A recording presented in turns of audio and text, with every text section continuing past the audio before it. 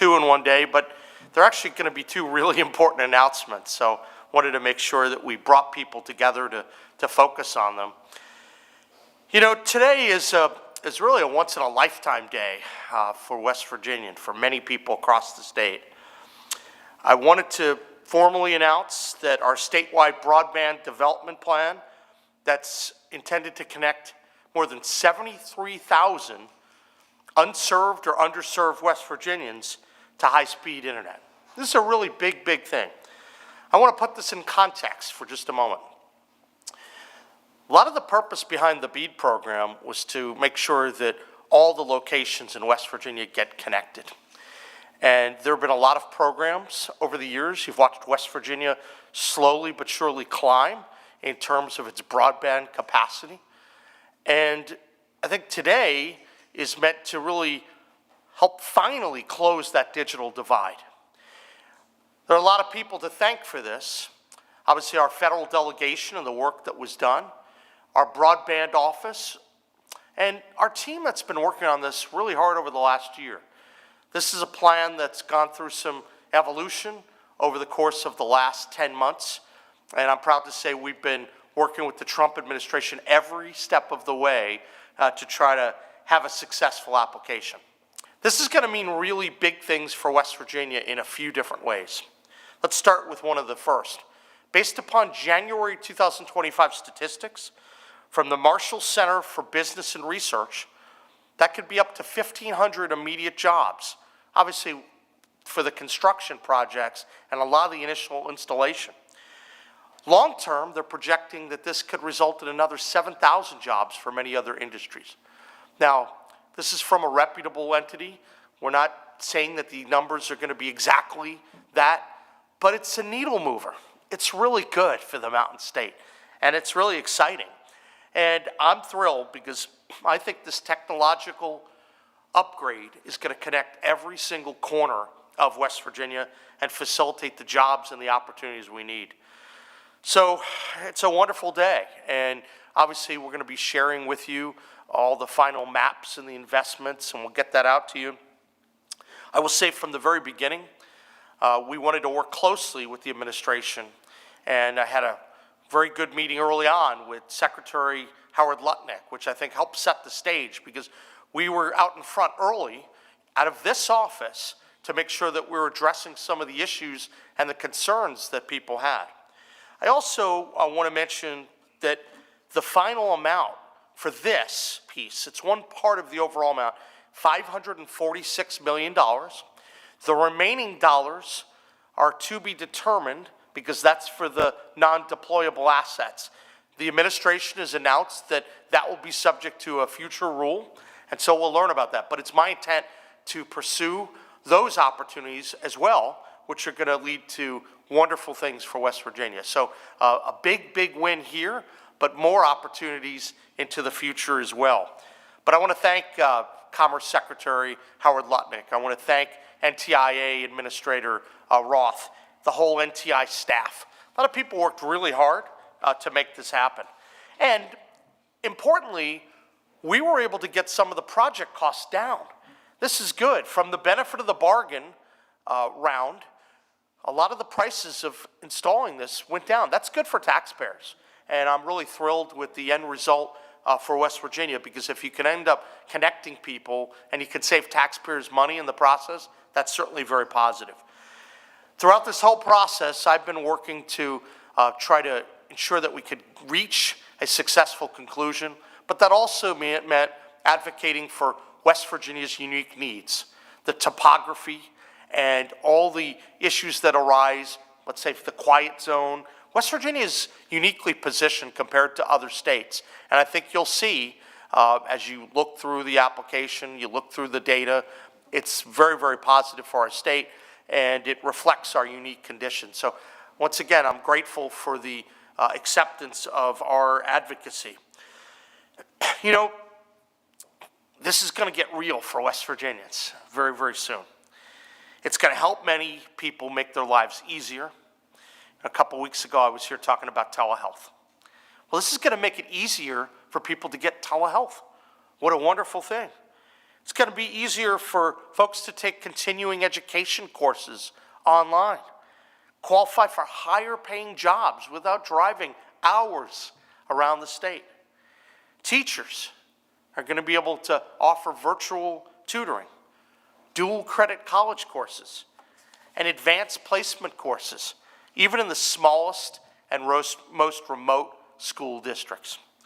Parents are going to be able to better work from home, take remote jobs, or start online businesses that best work for their schedule. Once again, this is going to allow more people to get to work. We're always looking to grow job numbers in West Virginia and also to make sure that we're lifting up the standard of living here in our state. And I think this is going to be another positive thing. It's been pending for years, and I'm glad that we were able to bring it home finally this year. I know that this is also wonderful for families. Think of it, it's a Friday night. Families are going to be able to sit down together and stream a movie and relax that they may not have been able to do before. That's wonderful for West Virginians. I know that we know that broadband access is one of the most crucial infrastructure items in West Virginia today, and West Virginians are now going to benefit from that. The plan in place is over a 4-year period for the build out, and so by the end of 2029, we're hopeful this project will be completed. So I'm excited about this. This investment's going to lead to wonderful things. It fits in with our entire strategy of trying to drive energy development up and to improve rural health care and to just generally make sure that we're taking advantage of all the opportunities we have in the modern economy. West Virginia for too long was behind in this regard, and now we have a chance to not only be equal, but to get ahead. And that's great news for West Virginians. So I'm looking forward to now competing even more favorably with all the states that we touch. I think we've had a good month in terms of a lot of our big announcements, but this is one of the bigger ones that we've had, and I'm really thrilled about it. I want to say broadband creation, broadband deployment. It not only means immediate job creation for a lot of those engineers and people doing construction, fiber installers, electricians, and maintenance crews. I think we're going to need to get more people to do construction in West Virginia with all the construction jobs we've announced very recently. And once the infrastructure is built, that ripple effect is going to continue with the remote workers, the entrepreneurs, and so many other people. West Virginia is going to be the place to build your future. And so we've had a lot of big steps, but I want to tell you, we're not done yet. We know that the non-deployment resources are going to be considerable, and it is my intent to be very aggressive to push for that, and that work begins today. So, but it's always important to thank the people that got you to this place. And so I'm really appreciative for the Commerce Department, that Office of Broadband, our entire governor's office staff, federal delegation, and the state legislature, that obviously they were integral in making this happen as well in terms of their flexibility. So big, big win. And now we get to improve our standard of living just a little bit more today. We get to lift up people's educational attainment, and we get to make sure that no opportunity is out of reach because of a zip code. So thank you for coming today and being part of this. We're really thrilled, and I know this is the first of many big economic announcements. We're going to have more coming, and we're excited about that. So with that, I'd like to say thank you and God bless, and I'm happy to take any questions that you may have. Stephen.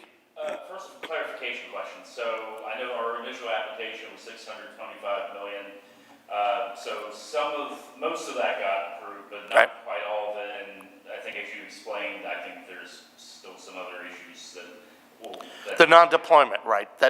That's the original piece was that there was up to $1.2 billion, and so the first application from last year, and from there was about 950, but there were a lot of changes, the difference between the Biden administration and the Trump administration. But significantly, the dollars that are not spent here are available for non-deployment. Now, the administration hasn't announced yet how those dollars are going to be permissible to spend, whether we're talking about improved cell phone coverage, whether we're talking about other monies related to AI and grid and other things. The administration hasn't announced that yet, but that money is still sitting there, and it's still allocated for West Virginia. I think what this did is that the administration, through the benefit of the bargain, they went through the application and they looked at the cost, and obviously they did this with every state. They tried to save taxpayer monies and think through how this could be done in the most cost-effective manner, and that's how we got to the final result. So the end goal is still the same, to connect all the locations. And I'm not here to tell you that every location in the state today is going to get connected, but we do believe this should cover virtually all. That's really significant. So obviously it covers all up until where we are today. To the extent there's new builds, that may be a different situation. But it's a pretty significant win, and it's done in a less expensive manner than before, which I think is also great for taxpayers. Then follow up too, how quickly can we expect, now that we have this award, for these monies to get to these companies to work on these projects? I know there's been some delays and issues, pole attachment stuff, that all that's in the purview of PSC. Sure. It sounds like all that's been worked out. So obviously we're going to be competing with Right. other states for resources, construction crews, for Absolutely. equipment, things of that nature. So how quickly can we move? I think in the next few months, we will be moving like the wind after this announcement. You know, I was just on the phone with our Broadband office, and we're getting ready to run. And we have to move fast. And Stephen, you're right. Everything is a competition in today's day and age. Whether you're talking about this issue, whether you're talking about finding people for the jobs. You know, we just announced we had the First Energy, we had the other gas plant, we had a lot of other job announcements, and we have to make sure that those get filled very quickly. And that's one of the reasons why we've been really also spending a lot of time with our folks, not only in the workforce development end, but with our on the education side, the technical colleges, because we're trying to produce the workers that are needed for tomorrow. Quite frankly, we need a lot more electricians. We need a lot more contractors. That's been an area of real growth in the state.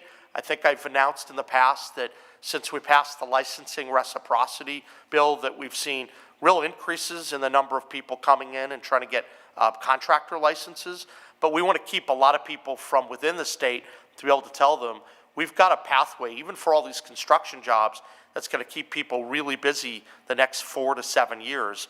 That's a pretty good timeline to start to talk about. And with this added construction comes a lot more economic growth.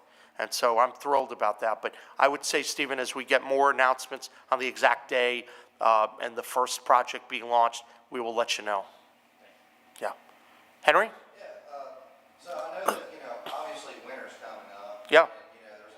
There could be some logistical issues there, ice storms, things like that, knocking over poles.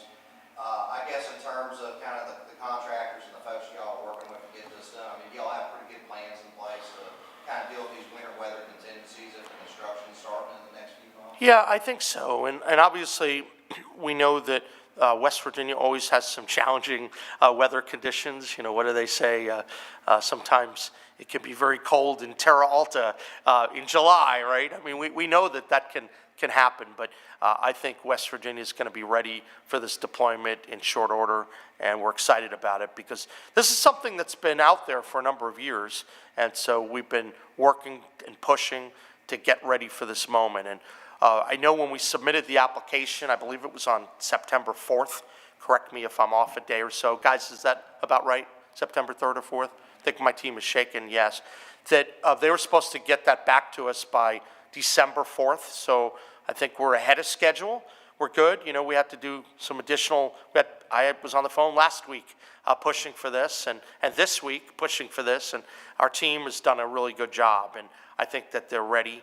And as we get more details, we want to share that with the public, and we're really excited about that. Other questions? Some of the stations back there? Hey, Stephen. Well, I'm going to throw a different application at you. Now Yeah. we got this approved and out the door. I know that we're still obviously waiting on rural health transformation Sure. to come out. I'm hearing that CMS has been issuing guidance to states saying that they are okay with being able to publicly release the full rural healthcare transformation applications? Have we gotten any guidance? We haven't. That's part of the reason we've been waiting, because we know, we had heard that rumor, but then it never got issued. So that's why, and we're having conversations with them. So I will say, we fully expect we're going to release this. It's just a question of when, and we're trying to work with this. When you have a grant application and you submit it to an agency, you know, you want to work closely with the agency and not get out in front of them. And so that's what we're trying to do. But this is going to be public. It's just, we want to do this the right way. So I don't have an exact date for you, but I can tell you that we're working, we're advocating for this. We put a lot of time and effort in it. We did it the right way. We brought in really good people to help us. And there's no way that anyone would have been able to put this together within a couple months, but we got some help on the outside. Everything was done the correct way. We feel really good about it. And I'm really hopeful those decisions are gonna lead to additional resources, significant additional resources for West Virginia. All right, any other questions? Stay tuned for noon. I think folks will probably guess what that one may be about, but it's gonna be another exciting one.